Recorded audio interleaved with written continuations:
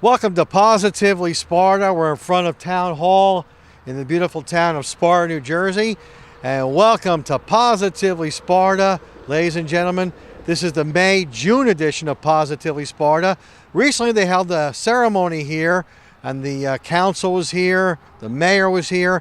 They honored outgoing police chief. He's retiring after a long career in law enforcement.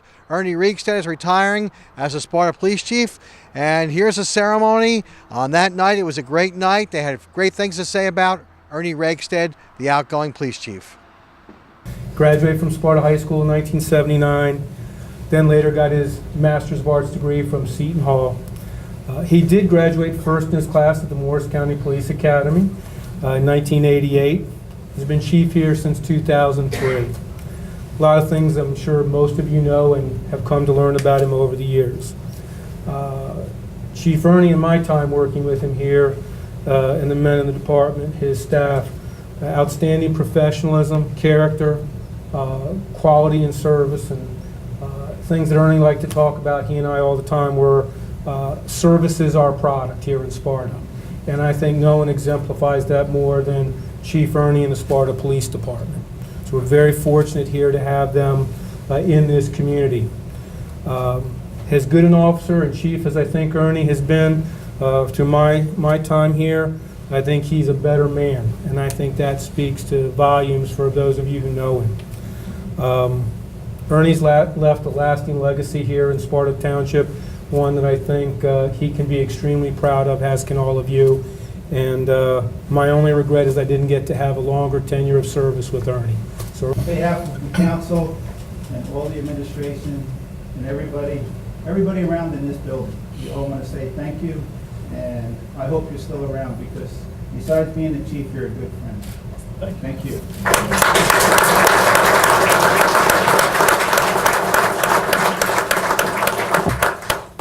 As a council member, I consider the most important thing I do is to keep the streets safe. And right here I got an article from New Jersey Family rating Sparta number 96 in the state, which I think is pretty good. And one of the things they look at is the safety of the streets. Here's another one. Sparta is rated number 1 in Sussex County. And the main criteria is the safety of the streets. And here's another one, National Council for Home Safety and Security. We're rated number 2 in the state, number 22 in the state. I want to thank you. I mean, I'm up here twice a month, you're here 24 hours a day. And you've made the street safe, and you made me look good. So thank you very much. Something, or rather someone, pretty extraordinary. Chief, you worked your way through the ranks up to the highest position available within the organization. Through your tenure with this department, you have touched more lives than can be counted in both the best and worst of times. As you begin your retirement, please remember those words: seize the day, today and every day that follows. Make them all extraordinary. Remember that retirement is not a destination, but the beginning of a new journey, on which is well deserved, my friend. Congratulations. Ernie, congratulations. Thank you. Recently, in the past couple of years, people have come to me and said, thank you for your service. It's rare that I get to say thank you for your service to somebody else. And I truly mean it from the bottom of my heart. I have no notes about that.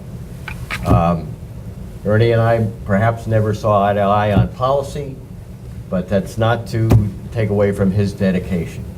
And it was his dedication to this community that impressed me most of all. It's not a part-time job being dedicated, it's a full-time job. And he did it, even though his career was, probably a lot of people don't know, there were trials and tribulations. But he managed to handle them with professionalism and, more importantly, with dignity. And we got through everything. And he's left this place a lot better for his service. And I want to thank you again. Thank you. I want to say two things about the chief, one on a personal level, and the other was more about the impact on the department. Back in my youth, Chief was a young officer, and I tell him the story all the time. Me and some friends were down at the beach, just hanging out, and he came down and, I'll never forget the way he dealt with us as teenagers, and, you know, he probably showed us a lot more respect than we deserved at the time. And that stuck with me forever, and I remember that. And what I didn't realize at the time, and I'm sure the chief didn't realize, is he was actually showing me an example of the kind of law enforcement officer I wanted to become. And I appreciate that. And you know, those are the things that you don't think about till later on in life, but that was something I always remembered. You can tell the kind of example a leader sets by the culture in his department. You look around and you look at his command staff, and you look at these officers behind me, and you can tell the kind of culture that he's set here. It's quite apparent. You don't become the kind of town who draws so many of its residents back from their youth by mistake. You know, we heard about some of the stats. I think over the last 5 years, we've been in the top 5 of safest towns in the state. That doesn't happen by mistake, and it doesn't happen by accident. It happens through hard work and dedication. It happens under your leadership, Chief, and we appreciate that. But I'm not really a stats guy, and like Molly said, you know, the stats are one thing, but it's how you feel when you come home, to Sparta. And I know for me, I travel a lot. It's how I feel when I'm, you know, 1,000 miles away and I know my family's here. I feel safe, and I feel safe for them because of these officers and your leadership, and that means a lot to me. You know, I appreciate all the compliments about the department, and I am very proud of what our department has accomplished over the years. But I can tell you, and I always say this, that my job's a lot easier than most chiefs because of the quality of the officers that we have. Every single one of them are outstanding, and that makes my job a whole lot easier. Or certainly has made it a whole lot easier. During my career as chief, or my career as a police officer, you know, it's been a dream job. I've been able to serve the town I love. I got to see so many, you know, interesting aspects of the job. Probably one of the ones that is the most memorable is the building that we're in here. Being a part of building a new town hall was a tremendous experience. And you know, again, it's not always easy to find that right time to retire, but I believe I found the right time. Boating season is here. Jerry took a ride on Lake Mohawk. First thing is that make sure that the boat is working properly. You want to make sure that you test it out, make sure that the plug is in. That's one of the main things when you first launch your boat. We also ask people to, when they first take their boats out of the water for the rest of the season, that they take the plug out and put the plug with their ignition keys. This way what happens is when they put the ignition key in, they know that the plug has to go back into the boat. That's one of the biggest things. When you put your boat in, all of a sudden they wonder why it's taking on water. All right, so that's the number one safety tip, is make sure the plug is in. After that, make sure that your engine's working properly. You don't want to get stuck out there. We do a lot of tows in the beginning of the season because people don't take the time to prep their boat. Boat operator is the captain of the boat. He's in charge of everything. He's responsible for every single thing that goes on that boat, all his passengers. So first thing is you want to make sure that you brief your passengers first before they even get on the boat. Make sure that you have a Coast Guard approved life jacket properly fitted for each one of the persons that are on the boat, and then one throwable device. All right, that's the first thing you want to do. Then, you know, let the crew know exactly, you know, where to sit, what he expects. You know, keep your hands and legs inside. He may ask people to help out with docking, and everybody wants to help out when they want to dock or when they want to help out as much as they can. But it's up to the captain to let them know, the skipper to pretty much know what he wants them to do and keep everybody safe. And then the next thing would be, obviously, you know, drinking and driving on the boat. Unlike motor vehicle laws in the state of New Jersey, the operator, you know, can have open containers of alcohol on the boat, but he's still subject to the boating under the influence laws. So if he blows a .08, he could lose not only just his boating license, but his New Jersey driver's license as well. Speed is very important. 50% of the people that drowned or are involved in accidents with boating, usually what happens is two things are involved. Number one is alcohol. Number two is speed.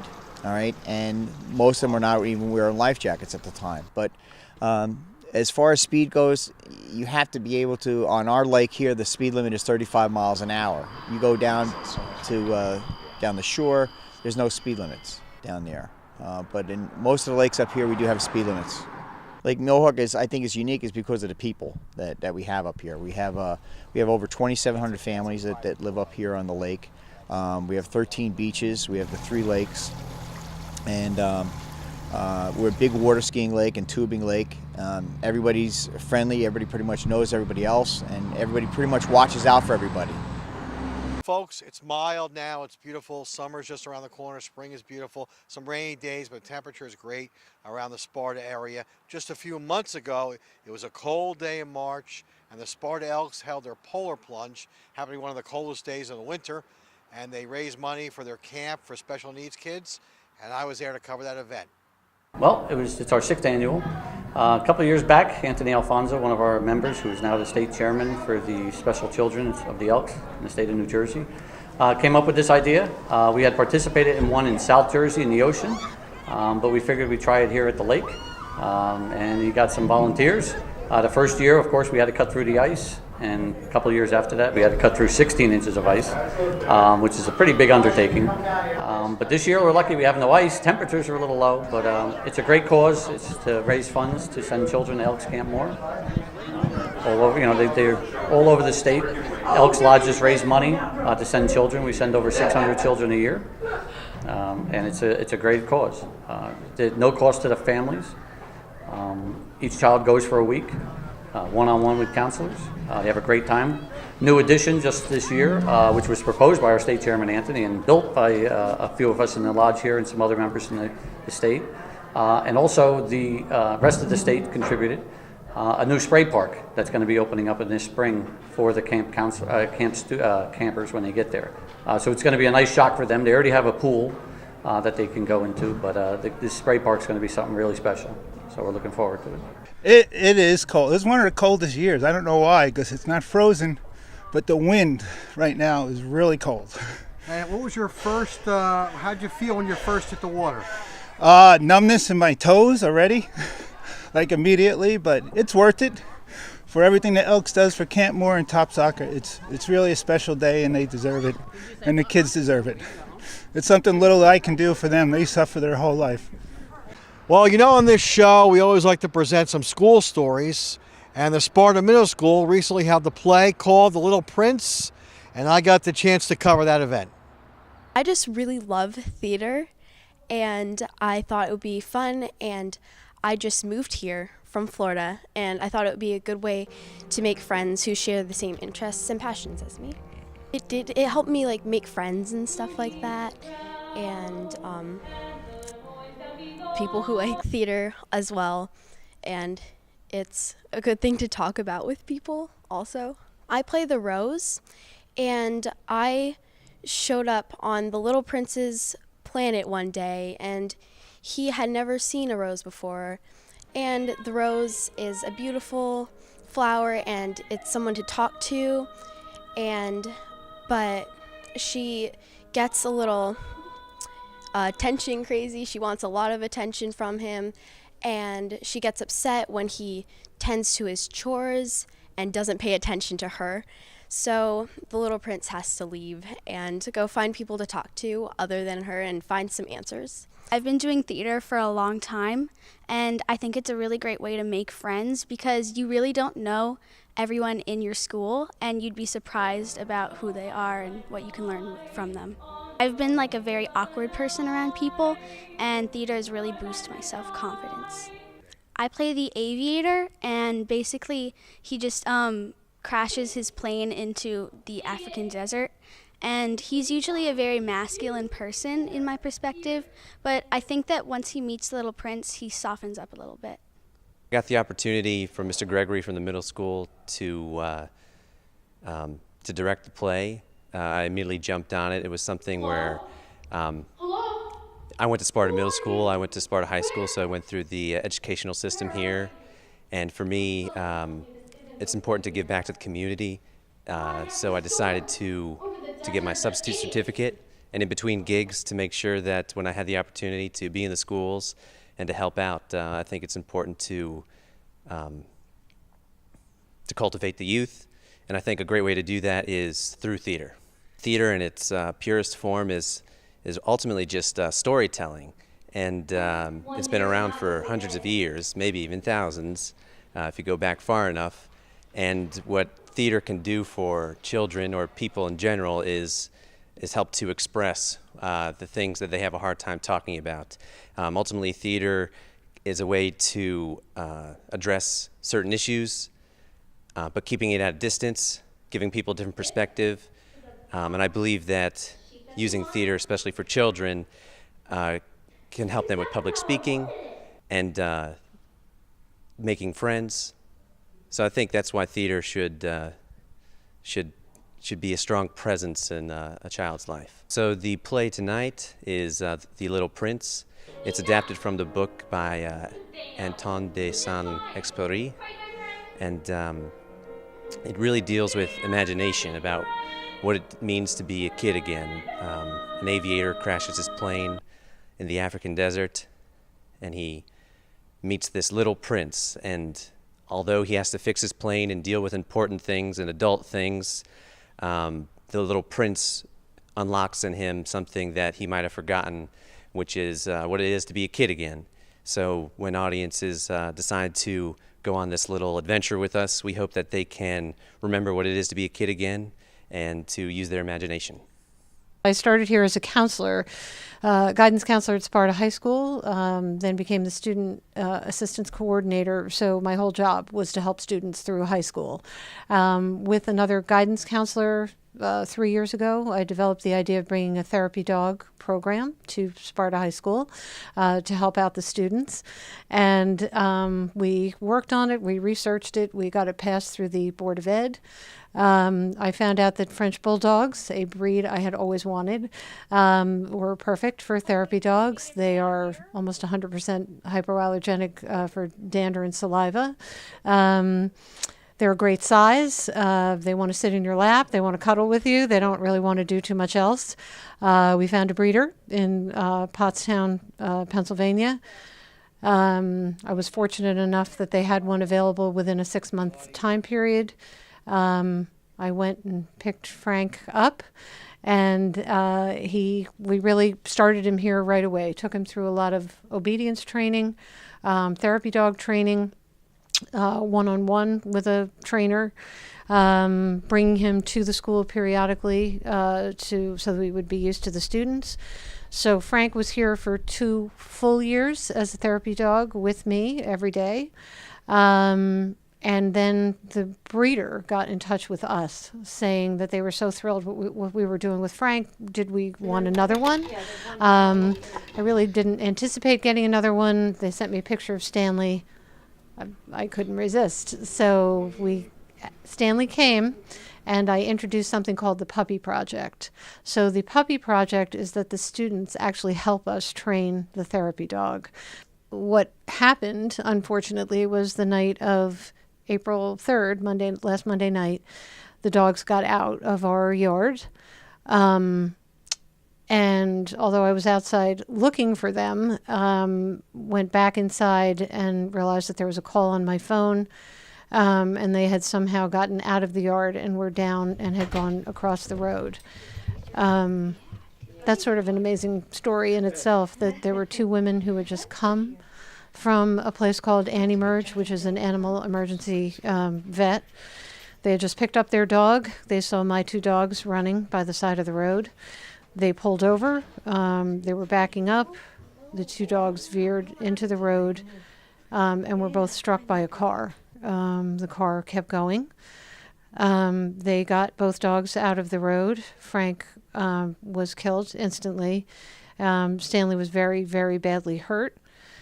At this point, I had gotten a hold of them, came down my driveway. They told me Frank was gone.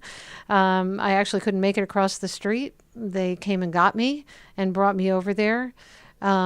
Stanley had actually been caught by some part of the car, and it had actually opened up his face from the top of his forehead down through his nose, and this right side of his face had been pushed back. Police officer was amazing. He was already on the scene. Technically, they're not allowed to transport animals and people, but he put me in the back of the police car with Stanley. They got us to the anti-merge. They came out right away and got him. They did not think that Stanley was going to make it, or even if he did make it, that he would sort of be there cognitively. The next morning when the surgeon came, again, an unbelievable story that one of the premier animal surgeons in New Jersey, it just happened to be her day at the anti-merge the next day. She came in, took a look at Stanley and said, "Why would I operate on this dog?" And the attending vet said, "Because watch this," and said, "Hey, Stanley." And Stanley stood up and walked over to him. They prepped him for surgery that day. They operated on him. So that was Tuesday. And by Thursday, I was picking Stanley up to bring home with me. For the first time ever, Sparta High School is starting a Hall of Fame. Well, we actually started planning this several years back when Dr. Johnson was our principal and Pat Shea was the athletic director at the time. We had spoken about creating a Hall of Fame to honor athletes, former athletes and coaches and contributors from Sparta who have made a significant contribution to Sparta athletics.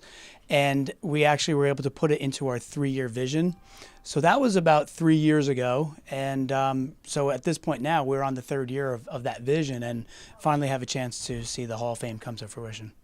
The nomination forms are all located on our website. You can go right to sparta.org and click under the Athletics and the Hall of Fame, and you'll find the nomination forms for both athletes, contributors, and for coaches. An athlete has to be graduated from Sparta High School for 10 years. A coach can still be an active coach, and contributors obviously can be anybody who has made that contribution, so there's not a requirement for that. Once you fill out the form, the committee receives all the forms, and there's a process that we go through voting on it as a committee to pick that first class. And I believe our first class this year, we have 15 people going into our first class. The ceremony will be in October for that. Actually, it was pretty easy because, like you said, it's our first class, and there are a number of athletes who have come through Sparta who have given, who have made great contributions to our athletic program. So in the beginning, it was actually easy finding people that we wanted to nominate. The hard part was actually deciding how many we wanted to have in the first class, what would be an appropriate number, and still be able to, give the recognition to those who we felt that deserved to be in the first class. So that was really the hard part. But we did come up with 15 teams, individuals, and coaches that we've agreed to put into our first class. We're pretty excited about the first class being inducted.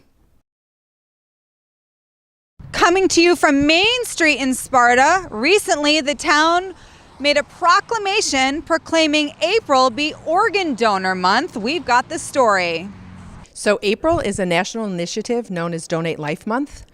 So it's where all the organ procurement organizations throughout the country make an extra effort to bring awareness about donor education and the benefits and the life-saving benefits that transplantation provides. Sparta has since day one, since I approached them last year, has always been really, really supportive of our efforts. We seize any opportunity we can to raise awareness for organ donation. So I reached out to the township last year and asked if they would give us a proclamation to acknowledge Donate Life Month, and also for permission to do a blue and green ribbon campaign throughout town. Blue and green are the colors of organ donation, and they absolutely supported that 100%, and they allowed us to do that ribbon campaign, bringing more awareness. The middle school teachers in Sparta recently hit the hardwood to play the students in a charity basketball game. We're here at the Sparta Middle School student-faculty basketball game. This is the 14th year they've been conducting the game. Mr. Gregory, are you playing tonight? I am playing, and my goal is A, not to get hurt, and 2, not to embarrass myself. Are you ready to beat the students? We are 13-0 going into the 14th year. Vice Principal of Sparta Middle School, this is the 14th annual student-faculty basketball game. Mr. Davis, what can you tell us about the student-faculty game and how it brings together the school and the faculty? This has always been an awesome, awesome night. all the kids come. There's hardly anybody here. They start piling up in. They go nuts when the teachers try to win. And in 14 years, the students haven't come close to beating the teachers. But it's such a really great night for the kids to get along and cheer their friends along and cheer the teachers along, and it raise a lot of money for a really good cause. Joey's Warriors this year, and every year it's a different charity. Would you say this is the most exciting night? Would you say this is the most exciting night of the year? For the kids, it's definitely the most exciting night because they always think that they're going to beat us, and every year they don't. And we don't get any younger, but they stay the same age and we get older. Folks, your local community bank is Lakeland Bank. They've been in the community for many years, and they have a branch right here in Sparta, and they proudly represent Sparta Township. I'm Ray Courts. I'm with Lakeland Bank, located here in Sparta. Lakeland Bank, established in 1969 by a number of local businessmen, including Bob Nicholson from Eastern Propane and John Fredericks from Fredericks Fuel, supports the Sparta community and also the entire community that Lakeland Bank serves. Lakeland Bank is a full-service commercial bank providing services such as commercial mortgages, commercial lines of credit. We have a small business lending division. We provide residential mortgages, financial services, equipment financing, home improvement loans, home equity loans. We have the entire gamut at our disposal. Lakeland Bank holds two fundraiser golf outings. One is Lakeland Charities Sussex County Golf Classic, which takes place this June 20th at Newton Country Club, where we raise funds for about 16, 17 local nonprofit organizations serving our Sussex County residents and their families. And then we hold another golf outing in September up at Crystal Springs, where, in fact, we raise monies for scholarships. Last year, we provided 75 $2,000 scholarships to high schools in the Lakeland Bank territory. Good morning. My name is Mirko Kozialo. I am the branch manager, vice president. And while the bank offers an extensive suite of products and services for business and consumers, Lakeland Bank is the only bank in our area that participates in a local merchant discount network called Bazing. We are offering free advertisement opportunities to all of the local area merchants throughout our discount network. Bazing is a powerful way to promote your business and draw customers inside of your doors. Please contact your local office for more details. Thank you so much. A local business in town for 29 years is Rev It Up. Carl is the owner. He's a local mechanic. He sponsored the Rev It Up run just a few weeks ago here in town. It was a big hit. A lot of people came out. And Carl's getting married, and his lovely fiancée, who's a spokesman for the business, talked about what they do for the community and how they are honest mechanics. And again, one of the co-owners of Rev It Up. Tell me about Rev It Up for people who don't know where we're at. So Rev It Up is an automotive service. Carl's been in business for 29 years in Sparta. He's a full-service mechanic. Oil changes, tune-ups, U-Haul, inspection, New Jersey inspection. He does it all. He's dependable. He's honest. He's been around a long time. That's the key. Let's talk about honesty, because I know for me, sometimes I'll go somewhere, drop my car off, and, I don't know if people are just going to overcharge me because I look like I don't know what I'm talking about. Right. Why, after all these years, 29 years in business, that's a long time to sustain a business. Yes. Honesty is the key. Absolutely. And if you bring your car in and Carl feels that it doesn't need something or it needs something different, he will let you know. Especially as women, we don't know who to believe and who to trust. I know. And when you bring your car to the mechanic, it never does what it's supposed to be doing when you're on the road. So he will be 100% honest with you about what needs to be done or not done. That alone, folks, that's what you got. All right, folks. So it was such a pleasure meeting you, Tara. And folks, Positively Sparta, brought to you each month. My name is Nikki Morville. Here we are with the credits rolling on the community billboard.